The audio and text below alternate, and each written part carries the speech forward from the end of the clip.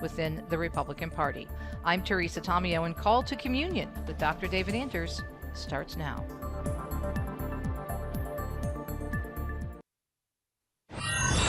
What's stopping you from becoming a Catholic? Why can't women become priests? Why do Catholics worship Mary? What's stopping you? Why do I need to confess my sins to a priest? Where is purgatory in the Bible? What's stopping you? I think the Pope has too much authority. What's stopping you? You are called to communion with Dr. David Anders on the EWTN Global Catholic Radio Network. Hey everybody, welcome again to Call to Communion here on EWTN. It's the program for our non-Catholic brothers and sisters. Those of you who have questions about the Catholic faith, we are here to answer those questions at 833-288-EWTN. That's 833-288-3986.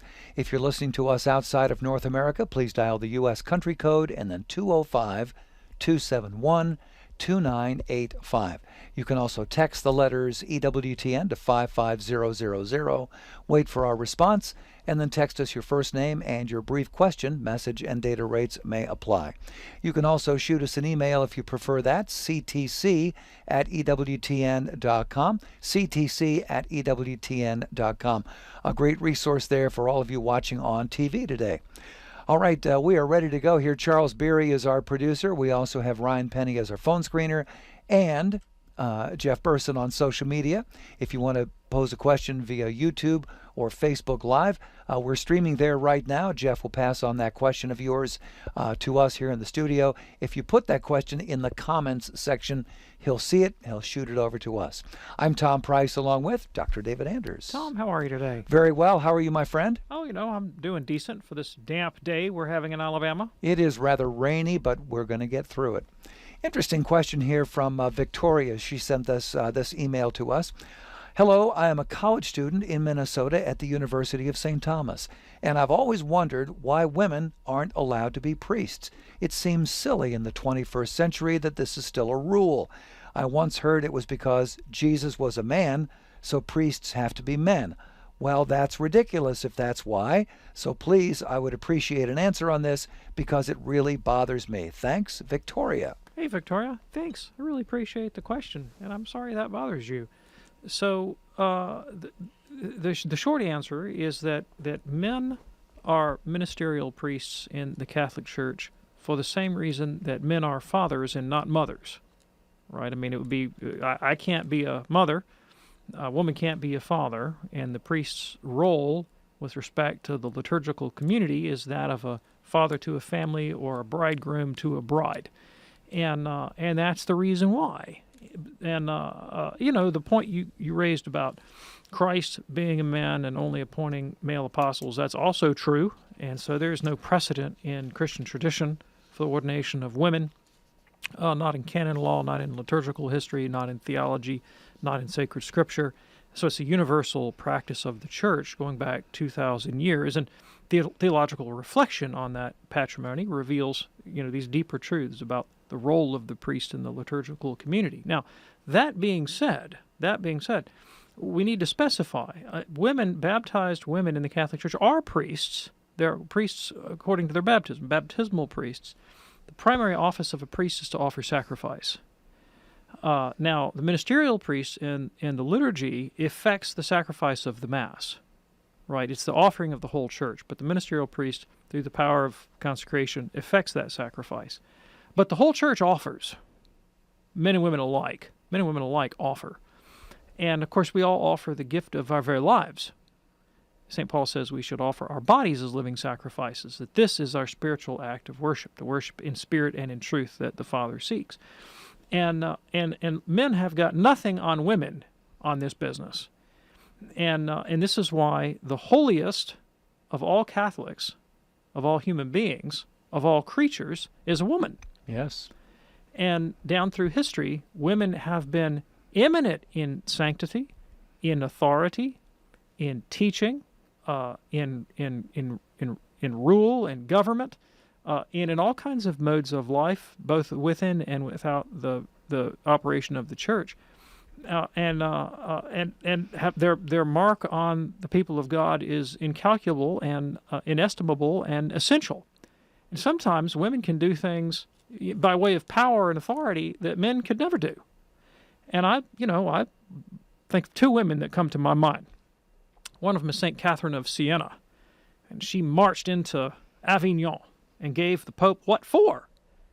Told him he needed to get back where he belonged, go back to Rome. And now, I tried that, they would have, run me out on a rail, right? Yeah. St. Catherine could do it. Now, somebody a little bit more close to home around here at EWTN is Mother Angelica, right? Grown men would quake in their boots. Tough lady, right? Of course, I don't need to tell you about her personality. So, yes, women teach. Yes, women govern. Yes, women rule. Yes, women lead. Yes, women have a prophetic charism in the church. And women can do things that men could never do. And, of course, they also have a gift. John Paul referred to it as that feminine charism, that gift of their maternity, which, of course, can be their literal biological maternity, but there's also a kind of feminine personality, an attitude of care and solicitude towards the human person that is unique and that's special, and that men profoundly need to humanize them, and they need somebody to tell them to, get their head out of the football game and out of the car engine or out of the highfalutin theology book and, attend to the people in front of them. And a lot of times it's the women who have that gift, both in the institutional church and in the family and in society. Absolutely. Victoria, thank you so much for your question. Here's a quick one now from Dustin in Fargo. Please speak to the argument against the Catholic Church in regards to how St. Jerome translated the Latin Vulgate. Protestants claim there were obvious errors that Jerome made, and they use this claim against the infallibility of the magisterium. Yeah, so that would be a real category mistake, because no one has ever claimed that St. Jerome's translation of the Bible into Latin was somehow protected by the charism of infallibility conceived as infallibility in like linguistic skill. All right. So what the church has said with regard to the Vulgate is that it is authorized, like it's safe. Yeah. You can follow the Vulgate. You're not going to get into theological error if you follow the Vulgate. So in that sense, the common sense of the faithful is protected by the charism of infallibility. Reading the Vulgate, you're not going to rush off into Nestorianism or something. But infallibility does not mean that, St. Jerome got all his declensions right, it doesn't extend to that kind of stuff. Got it. Okay. Although he did get his declensions right. Glad to hear that. Lots more straight ahead on this edition of Call to Communion here on EWTN. Do stay with us. This is Father Donald Calloway from the Marian Fathers of the Immaculate Conception. As we are in our season of Lent, let us remember that the Lord's love for us is everlasting, that He offers to us a time of grace, a time of prayer, a time of penance, a time of almsgiving, so that we can have transformed hearts, so that we can grow in virtue. Read the Scriptures, be a little more devoted in your prayer life, and watch the change and transformation that happens in your heart. I'm Evangelist Alveda King of Priest for Life with Pro-Life Update. Christ said, "Blessed are you when people revile you and persecute you and utter every kind of evil against you falsely on my account. Rejoice and be glad, for your reward is great in heaven." So many pro-life leaders I know, including myself, have been falsely accused in public of advocating or even doing violence. Pregnancy centers, which compassionately serve parents and their babies every day, have been falsely accused of deceiving the public. Activists who try to change the laws have been falsely accused of opposing democracy. The litany goes on and proves that pro-life people are living this beatitude. They should rejoice, for their reward in heaven indeed is great. The children who cannot know how much pro-life people love them cannot repay them. They will be repaid in the resurrection of the just. I'm Evangelist Alveda King on the EWTN Global Catholic Radio Network.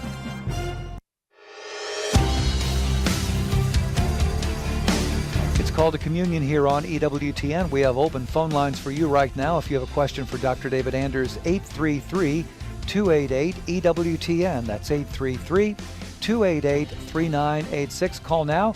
Ryan will get that call screened ASAP. We'll get to you on the air just as quickly as we can. Interesting question here from Gerard, who sent us this email. You often talk, Dr. Anders, about how we will see the beatific vision in heaven.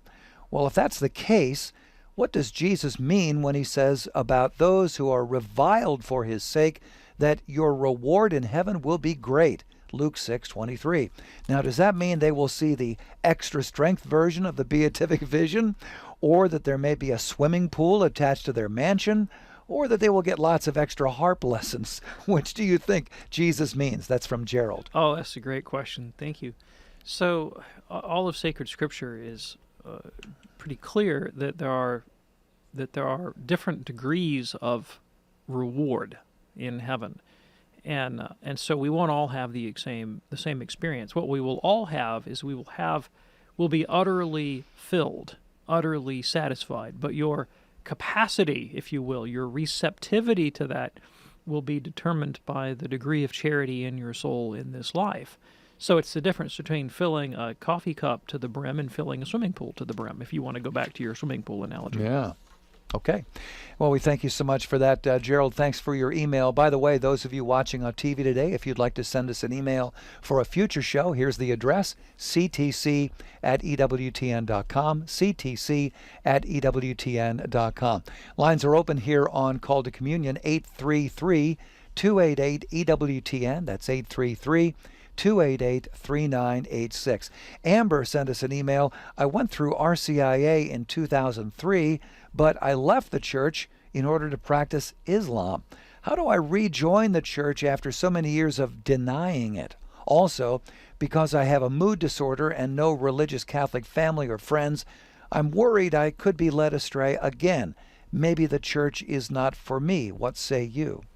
Okay, thanks. So the answer to the first question depends on how far you made it through RCIA. If you were actually received into the church and given the sacraments of initiation, you were baptized, or if you weren't baptized, if you're already baptized, if you made your first confession, received your first Eucharist and presumably confirmation, then you're Catholic. I mean, the church views you as a Catholic, and you would just be a Catholic who didn't go to Mass, since 2003, and so you would just go to confession. You'd say, bless me, Father, I've sinned. It's been 17 years since I've been to confession, and in the meanwhile, I did this, this, this, and this. And you're good to go, right? I mean, they do that all day long. They're very good at that. Mm-hmm. Now, if you weren't received into the church and you just made it halfway through RCA, well, you just finish the process. That's simple. You just finish the process. Go back, pick it up where you left off, and come on in. It's great. The question of having a mood disorder and fearing being led astray. So I'm very sorry about the mood disorder. I'm sympathetic. I don't think that since we're not guided in our determination to become Catholic by the ups and downs, by the vagaries of our emotional life, it's really not a problem. I mean, it's a problem for you subjectively. It's a difficulty that you live with, but it doesn't really affect your ability to make a rational act of faith and divine revelation. You believe that Christ founded the church, and he gave tokens and signs of his divine authority to the church and instituted sacraments. That's a rational decision on your part to believe in the credibility of divine revelation and to surrender your life to Christ in the Catholic Church. And that's going to be true. It's true on Wednesday when you're feeling great, as it is going to be on Thursday when you're feeling lousy. Sure. And I'm not diagnosed with a mood disorder, but I'm a kind of up and down neurotic sort that has good days and bad days. And the one thing that I find to be constant in all of that is, when I'm in a great mood, I'm in a great mood, super happy that I'm Catholic. And when I'm just in an awful, terrible mood and everything seems awful and, just going to where in a handbasket, I'm glad to be Catholic, right? It's true whether I'm up or down. It's that bedrock, isn't it? That's right. It really is. Amber, thank you so much for your email. We do appreciate that. If you're ready now, let's go to the phones at 833-288-EWTN. We begin with Suzanne in Ipswich, South Dakota, listening on the great Real Presence Radio. Hey, Suzanne, what's on your mind today? Hi. I had a question from someone the other day asking about the difference between just being a martyr and a canonized saint. It came up in relation to a 14-year-old martyr from Mexico from the Cristero War, and that he was a martyr. He died for the faith, and he was canonized a saint. So, being a martyr does not necessarily mean that you are a saint, a canonized saint. I just want to clarify that with thanks. myself. I appreciate that. So if we give our lives for the faith, I mean, that's the ultimate act of charity. That's the ultimate sacrifice. That's a pretty good ticket to heaven, honestly. If you give your life for the faith, you really have loved God above all things. I mean, it's hard to think what else could it mean to love God above all things if you literally give up all things, give up your whole life for God, out of love for God. I mean, that's kind of the ultimate sacrifice. So that's taking you to heaven. But that's not the same thing. So you are a saint, right? If you die a martyr for the sake of the faith, for the love of God, you're in heaven. So therefore, you're a saint. That's not the same thing, however, as being a canonized saint, recognized as such by the Catholic Church. And the reason the Church has a process of canonization, it doesn't pull people out of purgatory and send them to heaven. Like, they're already in heaven. That's the point. The Church is recognizing a few souls whose lives were exemplary and who ought to receive some sort of public recognition as a model of holiness for the rest of us. So the Church can't possibly canonize everybody that's in heaven. We don't know everyone that's in heaven. There's no way we could possibly do that. But on a fairly regular basis, some select soul who maybe had a really powerful impact in their diocese or their neck of the woods, their cause, gets sort of run up the flagpole, if you will, and the Vatican takes notice and says, yes, this person would be exemplary for the rest of the people of God. We should investigate their life and see if we can't set them forth in this sort of public way. And then they can be added to the Church's liturgical calendar and celebrated with a feast day, and then the Church, by doing this, permits their veneration throughout the universal Church. Now, let's say you have somebody that's just someone who's holy, widely believed in their own community to be a saint. That's perfectly reasonable. There are folks in my own life who were unknown to the whole Church, but known to me and known to a handful of others that we think are very holy, and I would seek their intercession and prayer. But it wouldn't be appropriate for me to set that person up as if their public veneration was something that all Catholics were obligated to do, right? Mm-hmm. That's a private theological decision on my part, my own prayer life, that I'm permitted to do as a Catholic. But in order to be put forth publicly for the entire universal Church, it requires a declaration from the magisterium. All right. Suzanne, is that helpful for you? All right. Very much. Thank you. You are most welcome. Most welcome. And that opens up a line for you right now at 833-288-EWTN. If you have a question for Dr. David Anders, 833-288-3986. Call to Communion in Progress here on EWTN Radio. Here's an interesting question from Christine watching us right now on YouTube. Why in the Apostles' Creed does Jesus have to go to hell if he died to save us? And what happened during the third day that he rose, and what happened on days 1 and 2? Yeah, thank you very much. Appreciate the question. So very important to specify, when we say that Christ descended into hell, we do not mean that he experienced damnation. We're not saying that. We're not saying that he experienced the hell of the damned. Christ went to the abode of the dead. That's different. And so the word hell there is a bit ambiguous. And he did so to liberate the righteous souls of the Old Covenant who were waiting for the coming of the Messiah. And also out of solidarity with the rest of us, right? Because the suffering of Christ's human soul and human body, he entered into the experience of humanity. He recapitulated it, in fact, in order to redeem it and make all things new. And so he was exposed to the full horror of human. He himself did not sin; he was innocent, but he sort of the full brunt of human evil was poured out against him, and the suffering that is the lot of mankind he underwent. And death is the separation of soul from body. That's what it means to be dead. So his physical body was in the tomb. His human soul descended to the abode of the dead, and then when he was resurrected, he ascended into heaven and made the way open to heaven for all the rest of us, including those righteous dead. Now, it's important to remember that in the separation of Christ's soul from body, he didn't stop being hypostatically conjoined to the divinity. The hypostatic union is the union of the divine and human in Jesus. And that's so complete, so thorough, that if you touch the corpse of Jesus in the tomb, that's God's corpse. If you touch the human soul of Christ descended to the dead, that's God's human soul. He didn't stop being God completely in the totality of his person, right? In that separation of soul and body. So it really is the God-man who comes into earth, who is incarnate of the Blessed Virgin Mary, lives a complete human life from cradle to grave and to burial and to resurrection, to recapitulate that experience as the new Adam and create a new race of spiritual people in him through baptism. Christine, thank you so much for your question via YouTube here on EWTN's Call to Communion. Our phone number 833-288-EWTN. That's 833-288-3986. Another question here from YouTube from Logan.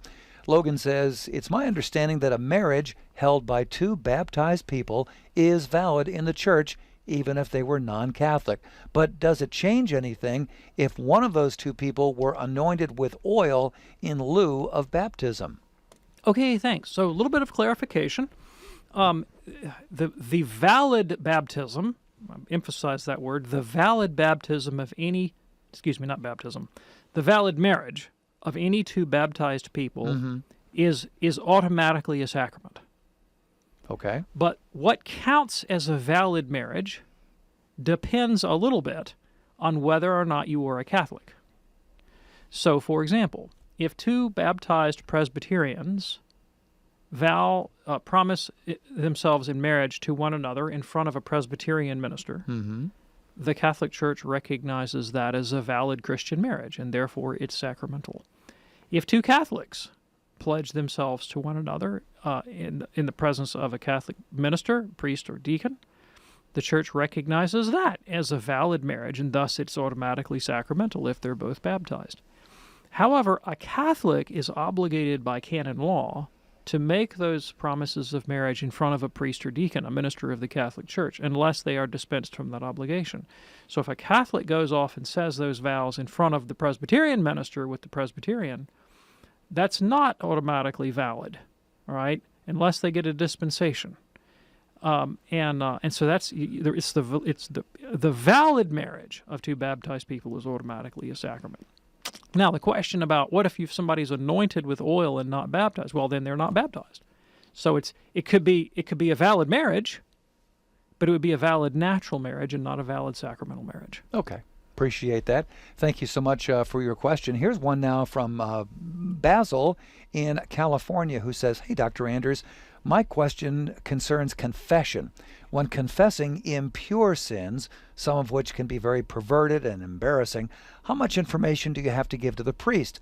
I was told by an RCIA priest, just say you are guilty of sins of impurity in mind and deed with yourself and or others. I'm asking for a friend. And again, that's from Basil. Yeah, thanks. Appreciate the question. So what the Council of Trent demanded of us was that we make an annual confession of sins, known mortal sins in kind and number. That's it, kind and number. Now, there may be occasions when, particularly if your confessor, you're in a kind of regular relationship with this confessor and they're sort of also functioning as a quasi-spiritual director, and maybe you're seeking to overcome a habitual sin, then more context and detail might be necessary, or might be helpful, I should say, for purposes of accountability. And also, sometimes a priest might inquire a little bit more detail in order to judge the gravity of the fault, right? Because, somebody says, well, I'm guilty of sins of impurity. That could mean a lot of different things to different people. Oh, yeah. And there could be sort of massive difference in gravity. And so in order to ascertain the gravity, the priest might ask for a little bit more detail. But the principle is known mortal sins in kind and number. Okay, very good. In just a moment, we're going to get to Betty in Columbus. I want to give you that phone number again, 833-288-EWTN. That's 833-288-3986. Quick question here as we're heading to break. This is from Zach. If God created our world and universe through the Big Bang, out of nothing, what surrounded the initial existence of material that it could expand into? If our universe is expanding, what does expand into? Does it overtake and fill nothingness as it expands? Okay, so you are now asking a physics question from a non-physicist, okay? But I can give you a partially metaphysical and partially physics-type answer. I think the question implies a misunderstanding of the claims behind both creation ex nihilo and the Big Bang, which is that time and space are creatures. And so it's a mistake to conceive of the thing as like, there's an empty space in which God makes space. You see what I'm saying? Yeah. And the insight of the Big Bang cosmologist is that space is bounded. And so it's hard to get your head wrapped around. But the idea of there being space outside of space is kind of a contradiction in terms. I'm so confused. Appreciate that. You're a good man. You took a swing at it anyway. Well, it'll be for somebody else to judge whether we hit the ball. Good job. In a moment, we will get to Betty in Columbus, Ohio, listening to us today on St. Gabriel Radio. There's a line with your name on it, 833-288-EWTN for Call to Communion. El Cresta, Jonette Williams, Father Robert Spitzer. You'll hear the leading Catholic voices on the largest Catholic media network in the world. This is the EWTN Global Catholic Radio Network. 60 Seconds with Archbishop Fulton J. Sheen. It must be understood at the beginning that the Eucharist may be considered either from the point of view of a sacrament or from the point of view of a sacrifice. In order to understand this distinction, because it is rather a technical one, we go back to the analogy of nature. Every day of your life, you partake of certain food, the products of wheat, vegetables, fish, meat. They all enter into the sustenance of your life. They nourish you, they feed you. But have you ever thought of this other side? Before they can ever nourish you, they must be submitted to some kind of sacrifice. Before they can be the sacrament of your physical life, they must die or be sacrificed. The people you know and trust are on EWTN. There was no single event. It was more gradual. Eventually you just don't go one Sunday and then you don't go 2 Sundays in a row. Then went through a divorce and ended up being a single parent. If I didn't have church or God, I would be back at that lonely stage, that trouble stage. Whenever you get anxious and worry about things, you just know that Jesus has it under control. If you've been away from the Catholic Church for any reason, visit CatholicsComeHome.org. Tomorrow on More to Life, not alone, but lonely. Are you feeling disconnected from the people in your life? We'll help you create stronger connection. That's tomorrow on More to Life. Now back to Call to Communion.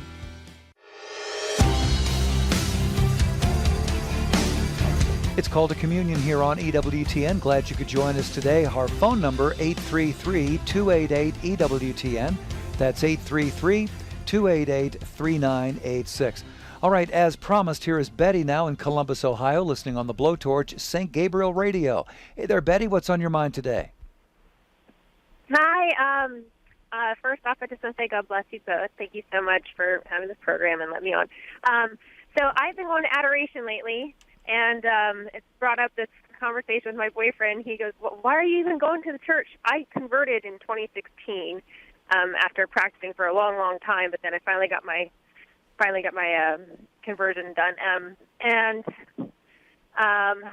So I'm not a cradle-Catholic, so I don't really know how to answer it. I keep coming back and telling him all the good things about the church and all the reasons that I converted, but he's very concerned about the scandal that's in the church and just like knowing of, things that have gone on with, priests doing things. So I don't know. I don't know. I just don't know how to answer him. Sure. Well, even in your question, you've already implied something of an answer. And thank you, by the way, for the question. It's a very good one. You said that what prompted this discussion was that you were going to the church because you wanted to worship Christ in the Blessed Sacrament and the Holy Eucharist. What does that have to do with scandal? Nothing at all. When I became Catholic, I'm also a convert. what really drew me into the Catholic Church was the Church's intellectual and doctrinal tradition, this tremendous wisdom tradition going back 2,000 years of all these wise, holy, saintly men and women who have reflected on what it means to be a human being in the sight of God and a follower of Christ. And when I became Catholic, I thought, man, this is the greatest stuff since sliced bread. I mean, I get to go to church with St. Augustine, with St. Thomas, with St. Teresa, with St. Catherine of Siena. I mean, these guys are my friends now. They're praying for me. I'm worshiping the same Christ in the same way that they did. And, their teaching and their lives and their companionship and their intercession is so enriching to me that it's just transformed everything. And the very same Eucharistic Lord that St. Augustine received 1,500 years ago, 1,600 years ago, I now receive. And that's why I became Catholic. And, look, I mean, I got plenty of scandal. I'm a pretty lousy guy in my own right. I got enough problems of my own. I became Catholic. St. G.K. Chesterton once said, when they asked him, why'd you become Catholic? He said, well, to get rid of my sins, of course. I mean, that's, we're sinners. That's why I'm Catholic, right? Sure. I want the grace of God to help me overcome my own faults, my own imperfections. And so if I look around the other Catholics around me, whether they be clerics or not clerics, and I go, well, you're a pretty lousy guy. That would kind of disqualify me, right, for becoming Catholic. I mean, that's why I became Catholic, because I'm a pretty lousy guy, and I need some work. I need a lot of help. And I don't expect to get it from the holiness of, some particular scandalous cleric.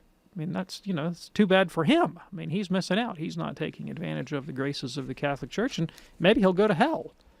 The Church doesn't say that her clerics are necessarily holy. It says the gift of holiness is made available to them. Right. And if they don't choose to lay hold of that and live the faith and practice it and acquire virtue and practice asceticism, so that the grace of God can flow, if they, take on the mantle of Catholic priesthood and authority to exploit people or for self-aggrandizement, Jesus actually has a word for them. He says, better to be thrown into the sea with a millstone and tied around your neck.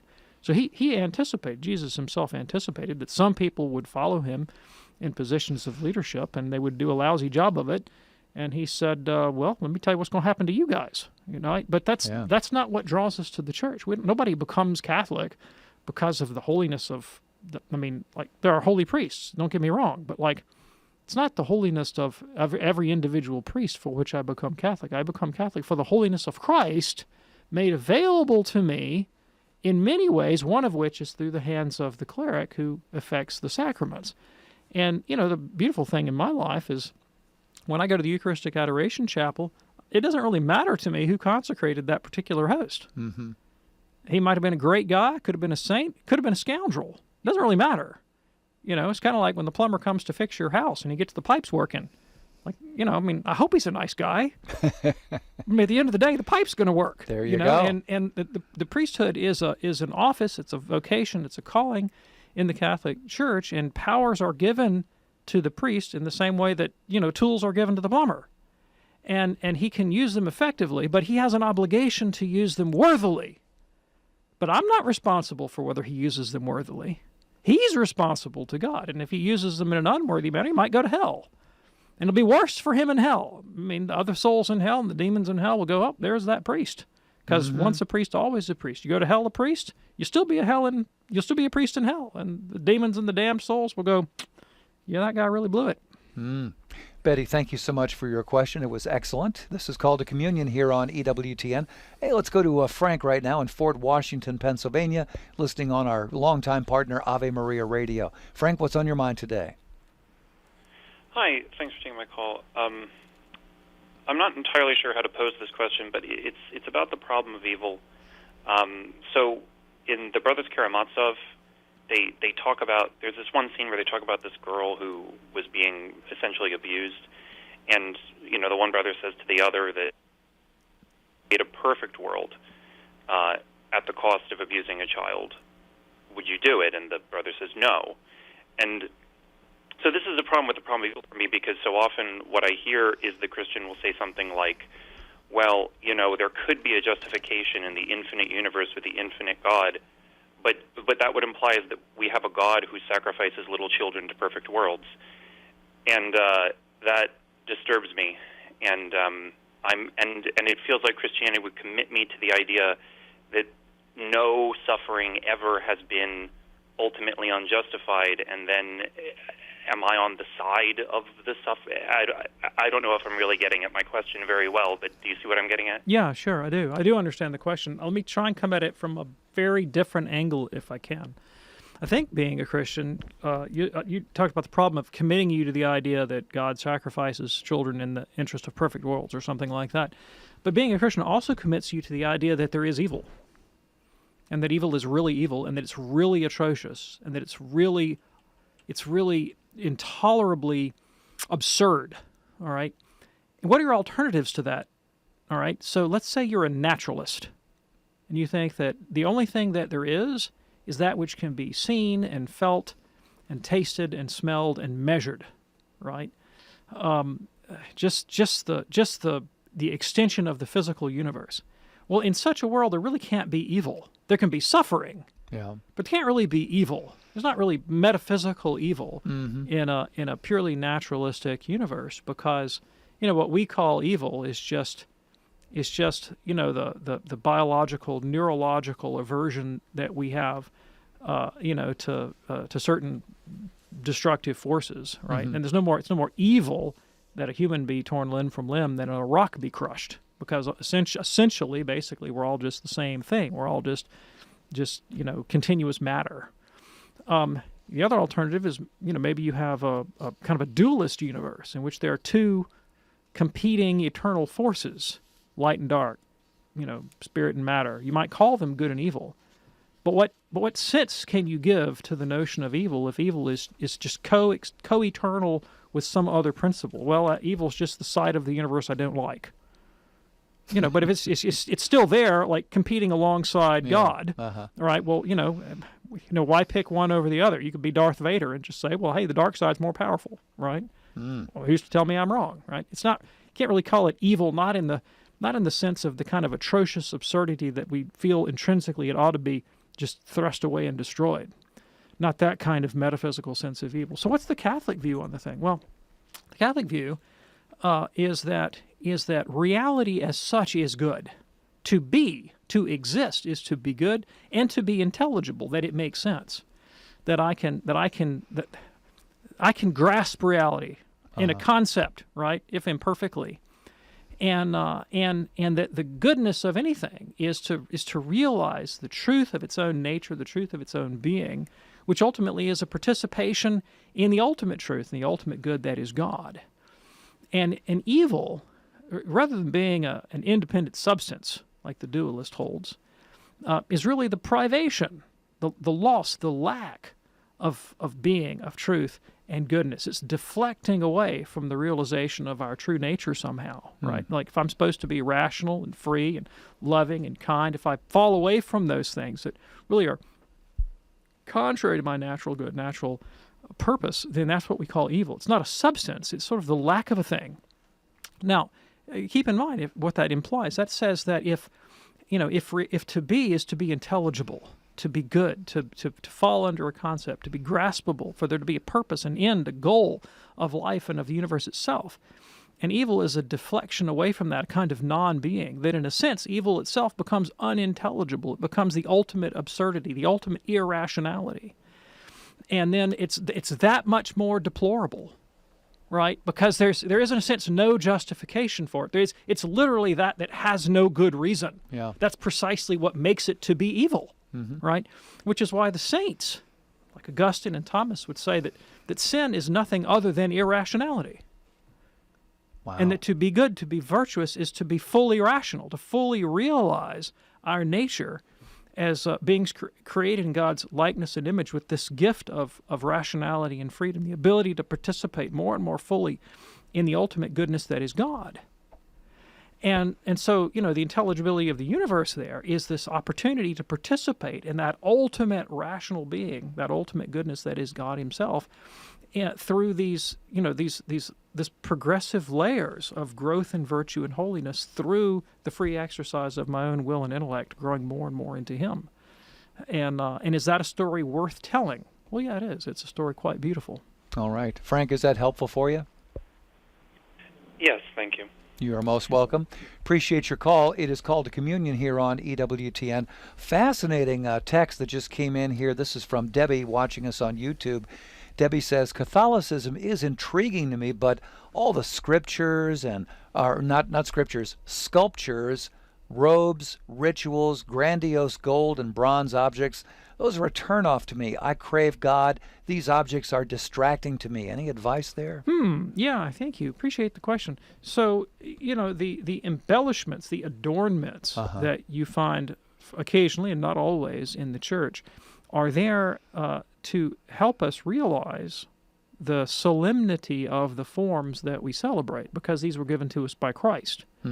Jesus is the one that gave us the sacraments. He gave us baptism. He gave us confirmation. He gave us confession. He gave us, above all, himself in the Holy Eucharist.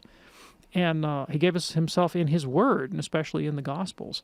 And these are the elements of the liturgy that we adorn, right? Precisely because we think they're divine. And, it's possible to celebrate a kind of bare bones liturgy with little in the way of adornment.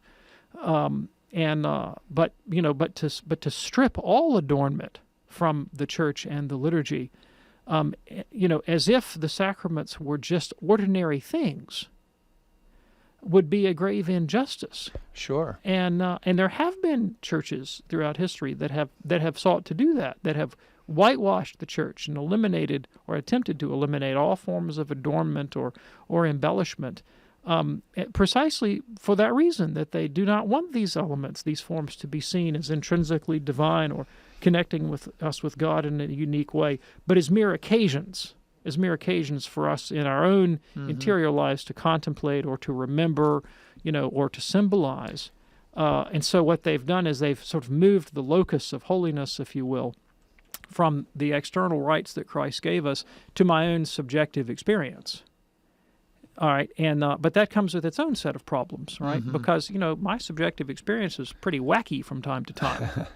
And what the church gives me, it gives me an objective point of reference that doesn't depend upon me or my interiority or my subjective sense of self, that says this is God, this is the means of grace, this is how Christ has provided for us to connect to Him, the same always, everywhere, and forever, so that I have that to go back to time and time again, whether I'm up or down, whether I'm feeling good, feeling bad, whether I'm struggling, whether I'm coasting. I can always go back to these forms that Christ gave us, the sacraments of the church, that really give me the presence of Jesus. And those adornments help me call that into mind. Now, does that mean that we can't appreciate stylistic differences?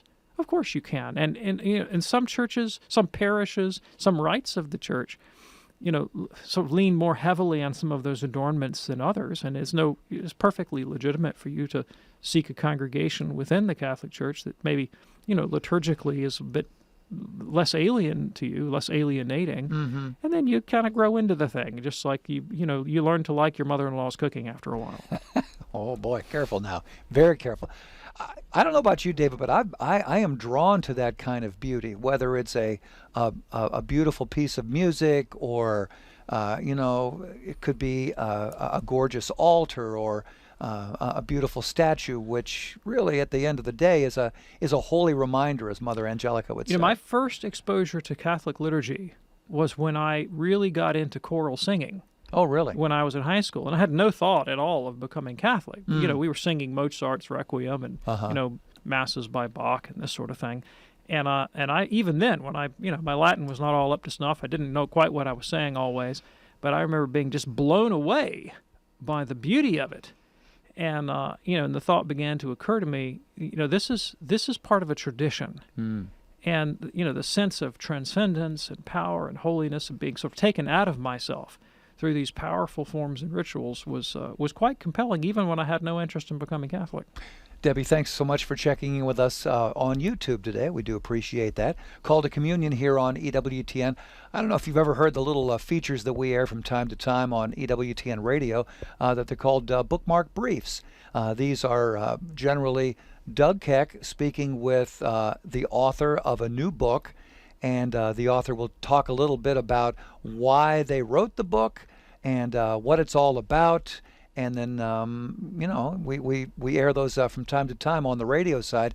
If you would like to get those bookmark briefs in your email inbox, you can get them generally one per week just by going to EWTN.com, click on the box that says subscribe, and there will be a whole menu of things that you can subscribe to, and the one that you want to check is Bookmark Brief. They're always fascinating to me. All right, back to the phones right now here on EWTN Radio. Winifred is listening in Wilmington, North Carolina on Wilmington Catholic Radio. Winifred, what's on your mind today? Thank you for letting me ask this question. I appreciate all that you do. Thank you. The question is about a second marriage wherein the woman and the man are both widowed, and one is a Methodist and one is a Catholic. Mm-hmm. If this couple were married in the Methodist church with a Catholic priest officiating with the minister also, would the Catholic still be able to return and go to Mass and receive the Eucharist?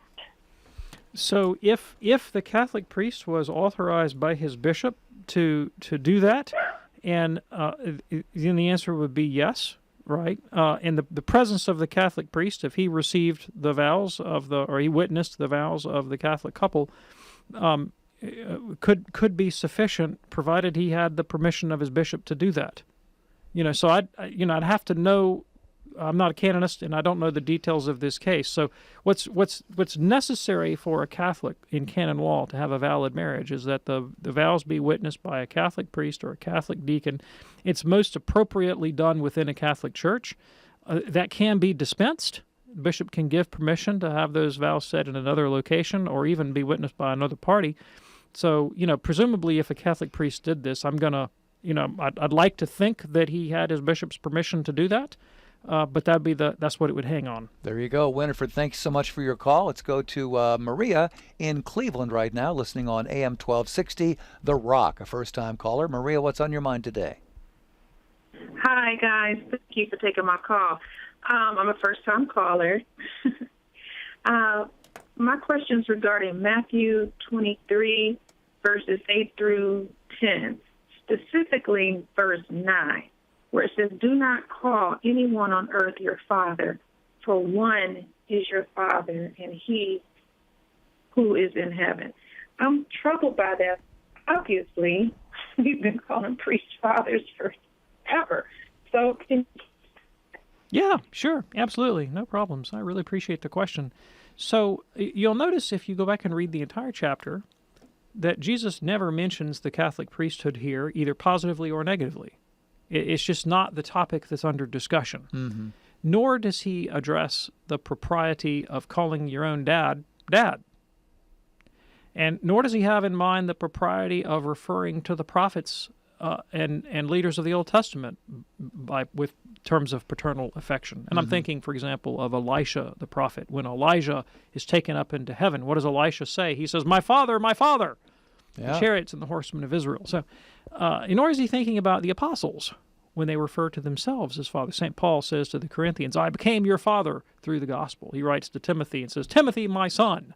They're not his biological children. He's speaking about his fatherly role, his paternal role in their Christian life. Sure. We saw the same thing in the Old Testament. We saw it in the New Testament. Jesus is really not talking about any of that right now. What he is talking about specifically is the hypocrisy of the Pharisees, who are attached to the title rabbi, and they love to go about and make a show with long prayers and long phylacteries and to lord it over other people. And Jesus says, well, don't call anybody teacher because you have one teacher, who's the Christ. And don't call anybody father because you have one Father in heaven. He's really addressing the kind of vicious human tendency, the opposite of virtue, to lord it over one another. And manipulate people and take them away from the love of God, and so the Catholic Church would agree with the moral principle here, right? Mm-hmm. It doesn't mean an absolute. He's not telling us that my sixth grader is not allowed to refer to his teacher as teacher. Okay. Right? Yeah. That's not the point at issue. Okay. Maria, thanks so much for your call. Hope that's illuminating for you. Let's go to Elizabeth right now in Washington, D.C., listening on EWTN television. Elizabeth, what's on your mind today? Well, I've had a friend for years, and when she was reaching 100 years old, she decided that she had enough life. And she didn't take a dramatic thing, but what she did was she just stopped eating and drinking, called her 2 girls who stayed with her until she finally closed her eyes and died. It gave me such a very strange feeling to hear that. Okay, thanks. I really appreciate the call. Thank you so much. So here's what the church says about this. We are not obligated to do everything possible to sustain our life. Not obligated to do everything possible to sustain our life. And there are situations in which you might be able to sustain your life with a really burdensome, disproportionate kind of medical intervention. Let's say you have a rare form of cancer. It's not likely to respond to treatment, but there's a 1 out of 1,000 chance that this particular treatment's going to work, but it's going to make you violently sick and drain your bank account. Are you obligated to take that treatment? No, you're not obligated to do that. And however, you can't kill yourself. You can't commit suicide. Now, sometimes their organs shut down, and they're not able to process food or water. And so there's no point in eating or drinking because it's not going to do anything for you. You don't have any kidneys, or you don't have any intestines or whatever, and it's not going to help you. But to decide to die to commit suicide by starvation would not be permitted by the church, because that'd be the intention to positively kill myself, self-murder, right? Yeah. Now, in the case of your friend, this is I just don't know what was going on in her mind. And I'd like to be charitable. I'd like to have a charitable view and think, well, maybe maybe she got to the point where her body just said enough is enough. And I know my own father, who died a year ago, in the last week before he died, he said to me, David, food does not taste the same to me. It tastes different to me than it has ever tasted before. Something strange is going on.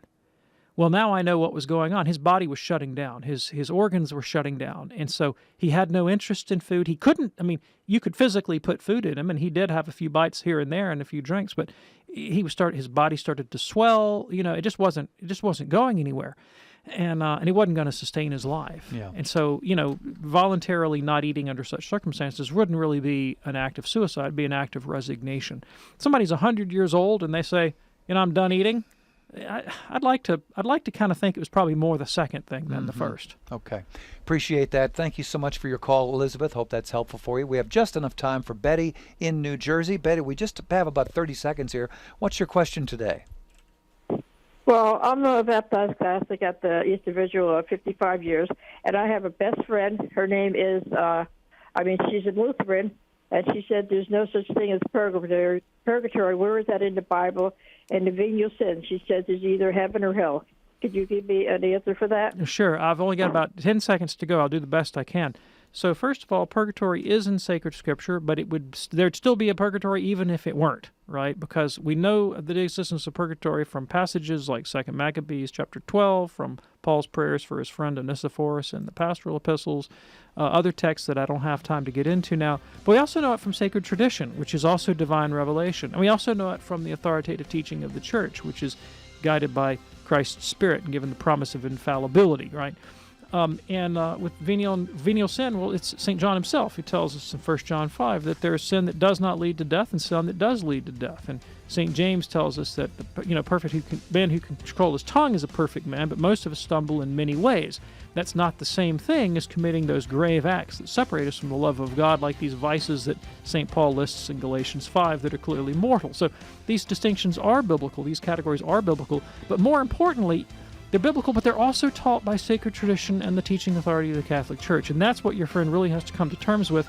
What did Christ tell us we have to know the faith? We have to have the church that he founded. Whoever hears you, hears me. See you next time on Call to Communion. God bless. Hello, this is Father John Trujillo. Find out